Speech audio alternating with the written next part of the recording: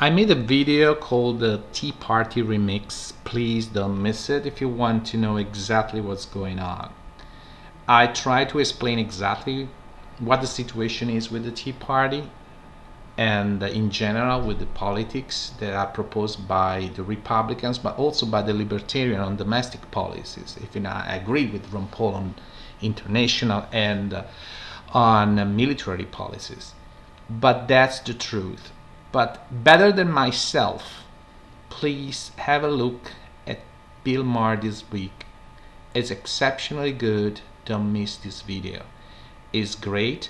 And with the help of Keith Olbermann, you really understand how it's impossible to put into the Republican brain something that is called reason.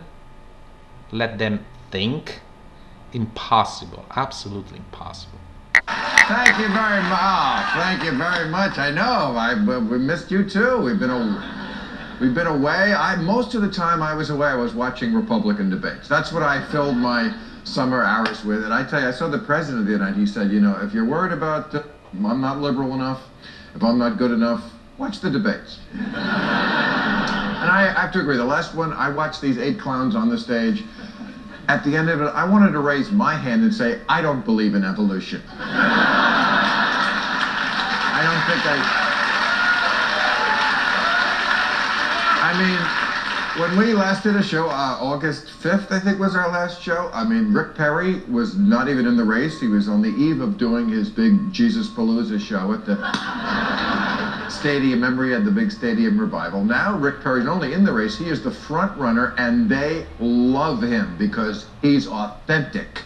And yet you got to give him that. He is a real asshole. Some of these people are pretending, but are you watching these debates? I mean, yes, the politicians are bad, but the people who egg them on, they're these crowds cheering for executions, cheering for letting people without health insurance die. In today's Republican Party, there's a term for people who hate charity and love killing: Christian. These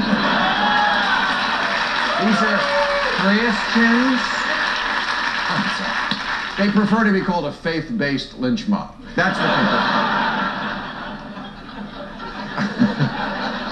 prefer. They asked, Wolf Blitzer asked Ron Paul, you know, what should we do about someone who's 30 years old, doesn't have health insurance, and goes into a coma and might die? And Ron Paul said something about, well, I miss the old days when people just took care of each other.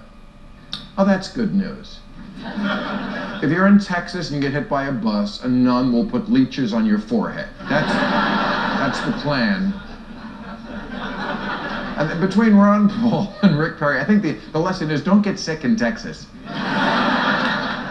This is a story out of the paper this week, I swear. 4 people in Texas got botulism from black tar heroin.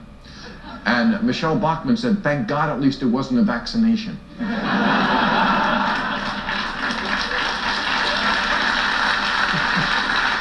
Have you seen that? That's the latest fight. There's a big fight within the Republican Party because of Rick Perry's decision down in Texas to give girls the HPV vaccine, which the right wing hates because it's a mandate. Republicans hate the word mandate almost as much as they hate an actual mandate.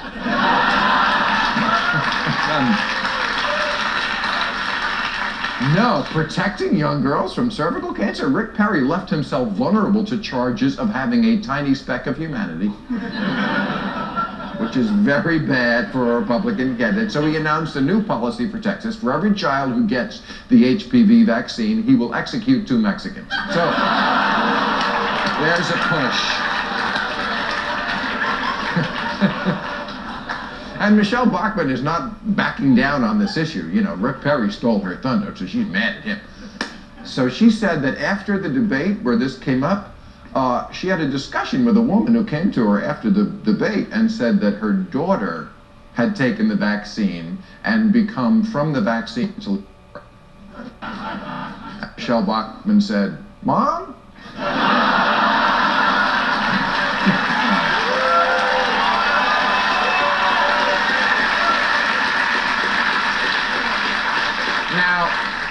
Mentally retarded. Those were her words, so don't write me, because if you do, I'll just throw it in the garbage. Okay. No, it's funny the way Michelle Bachmann is trying to get Rick Perry on this idea that not only is he a guy who might have some compassion for people, but he took money from Merck, the drug manufacturer. That's why he was giving these vaccines. And Rick Perry was very incensed about this. He said, because he said, I only took $5,000 from Merck. Are you saying I can be bought for $5,000? I'm offended. This is how degraded our politics are. How dare you call me a cheap whore? I will have you know I am a high-priced whore. Please.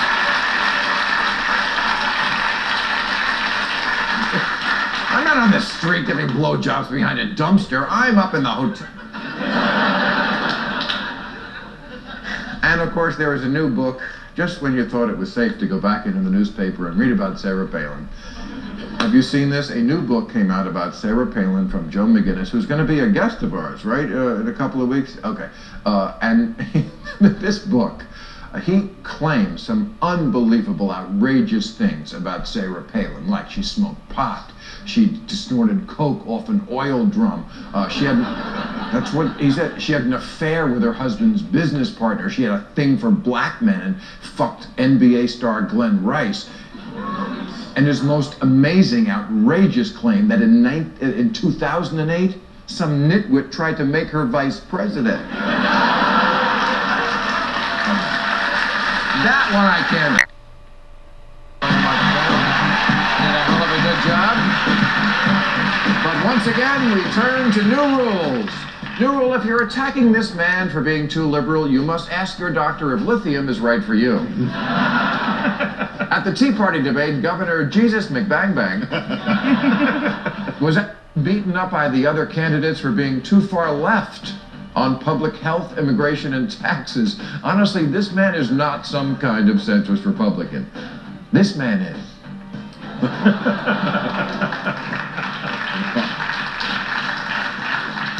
I tell them every week, he's not your boyfriend. New rule, if you don't have the good sense to avoid... If you don't have the good sense to avoid this photo op, you can't be president.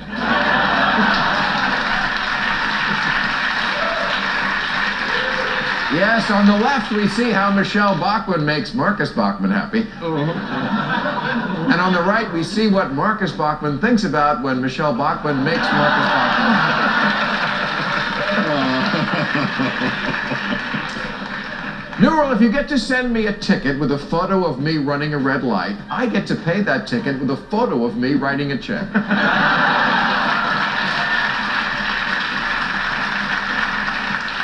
New rule, Lady Gaga and Chaz Bono have to get married. Do they even know each other? Who cares? The point is, Pat Robertson will get so confused trying to figure out what he's angry about, his head will literally explode.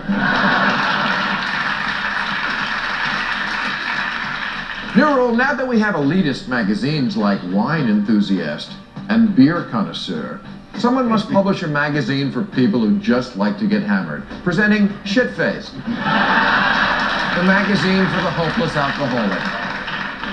And finally, new rule, you can't have a dialogue with people who don't speak your language.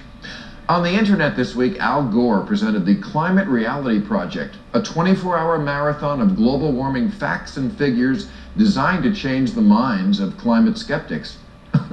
Oh, Al. It's going to take more than a PowerPoint presentation to convince Rick Perry that climate change is real. Rick Perry needs evidence, like a whale swallowing Jonah. Or Moses parting the Red Sea. You know, facts.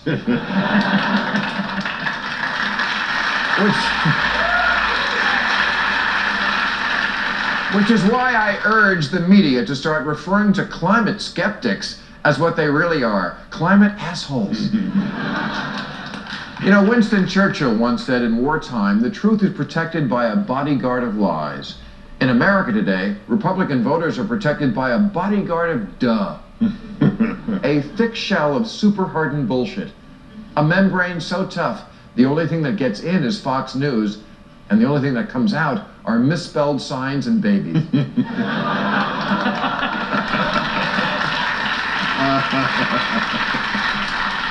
Has this ever happened to you? You go home for Thanksgiving and your uncle from Ohio is there, who you thought was normal, but soon the discussion turns to politics and he says, that Barack Obama wants to use the UN to seize our guns and give them to his Negro army of acorn volunteers. And you think, what?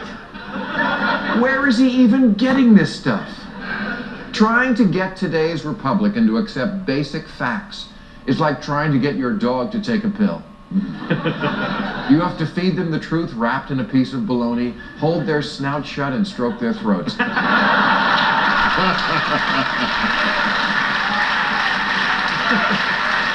And even then, just when you think they've swallowed it, they spit it out in the bologna. Gore called his project 24 hours of reality, and that's the problem. Half the country doesn't believe in reality. But I guess it's unfair to accuse Republicans like this without a typical Republican voter to refute my points. So tonight, we have here in the studio, please welcome him with a nice round of applause, a typical Republican voter.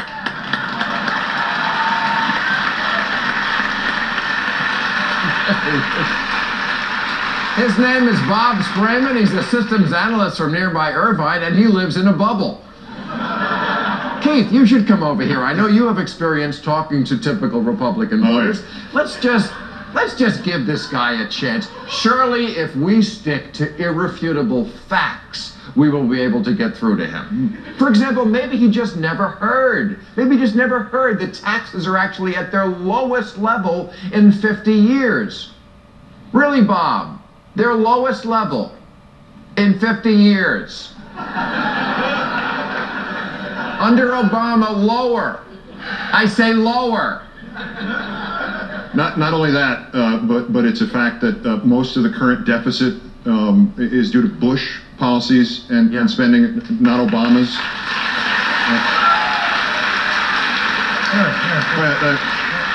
Bob, Keith is talking now. I say Bush, as opposed to Obama, because Bush started wars and cut taxes at the same time, something no one's ever tried. Bob, I'm just going to blurt it out. Reagan raised taxes. Reagan raised taxes 11 times. and tripled the debt.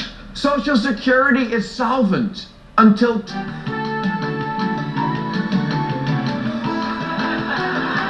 remaining a shortfall easily when we could tweak the tax code.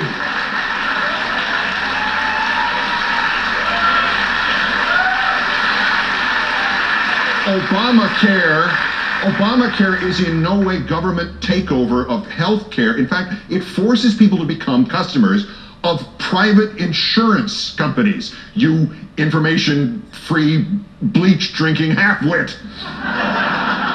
The debt ceiling, Bob, is about money we already spent. Already spent. That's the debt ceiling money. Wrestling is fake. All right, that's our show. I want to thank my guests, Keith Olbermann, Rich Galen, Jennifer Donahue, Louis C.K., and Dexter Filkins. And don't forget, you can watch us now on Overtime on HBO.com. Thank you, folks.